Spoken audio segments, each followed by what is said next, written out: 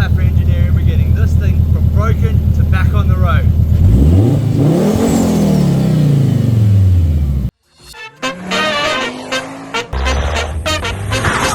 But before we hit the road, let's take a look back and see exactly how we got here.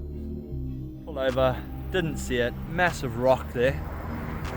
Beached the car, put a fucking hole in the sump. Now, what that is there, that's the copper stuff that bearings are made out of. And then, if we have a look inside of this thing, we just roll it around a bit. There is metal everywhere.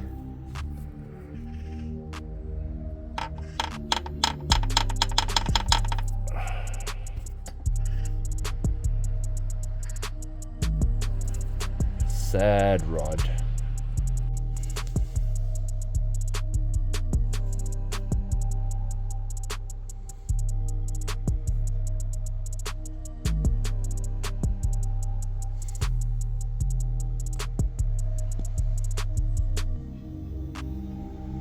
Taking the sump off didn't reveal anything good. Digging deeper, things just got worse. Cylinder 2 had no bearing left, which ruined the rod and the crank.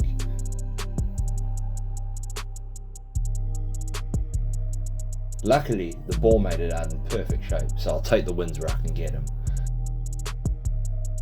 Here's a closer look at the heat and damage to rod number 2. Pulling apart the rest of the engine and things just kept on going bad. Every rod had overheated, with a couple of spun bearings just for fun.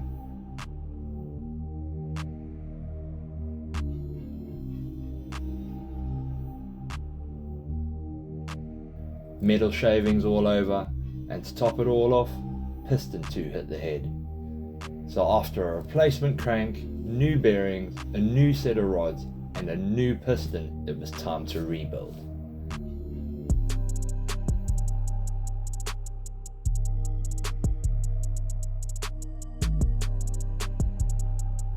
I got to cleaning and assembling, putting the pieces back together, until finally I got to do a first start.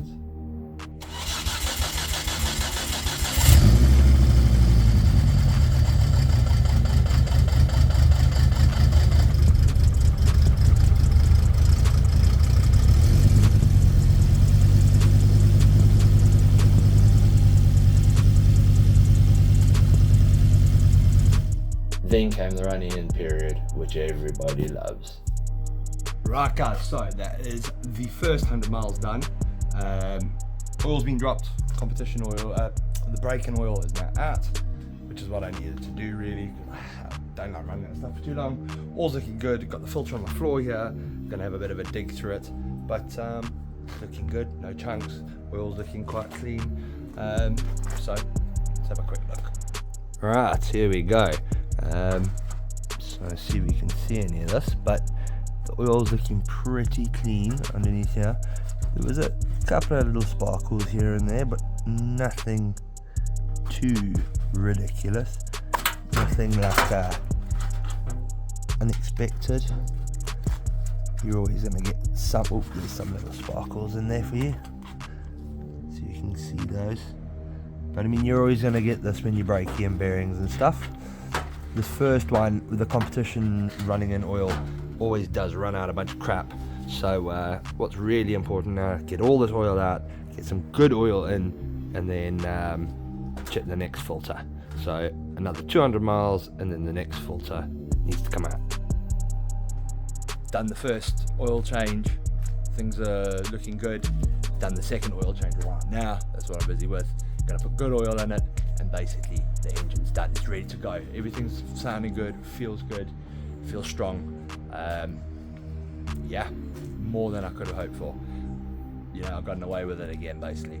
I've got no skills, but I've managed to get this thing together and it sounds good and feels good. So I'm happy. I guess chuck some oil in it, go for a bit of a drive, see how it's going.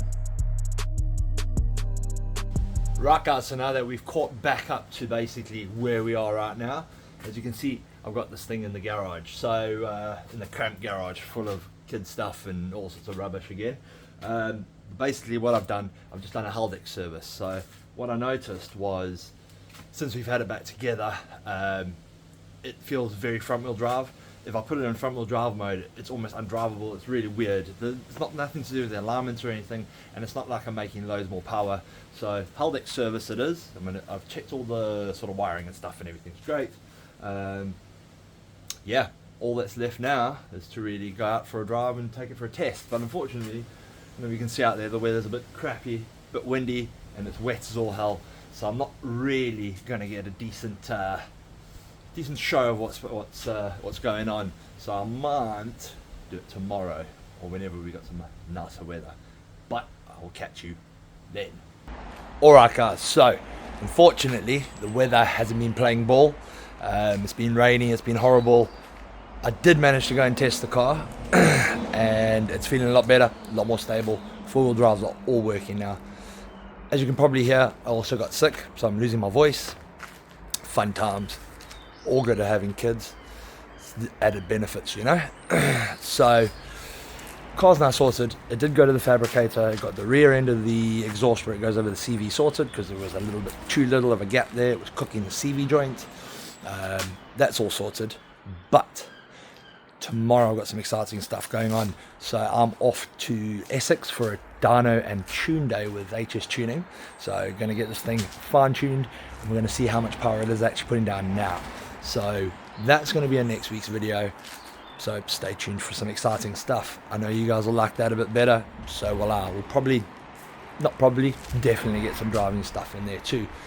So once again, thanks for joining me. Thanks for bearing with me on this.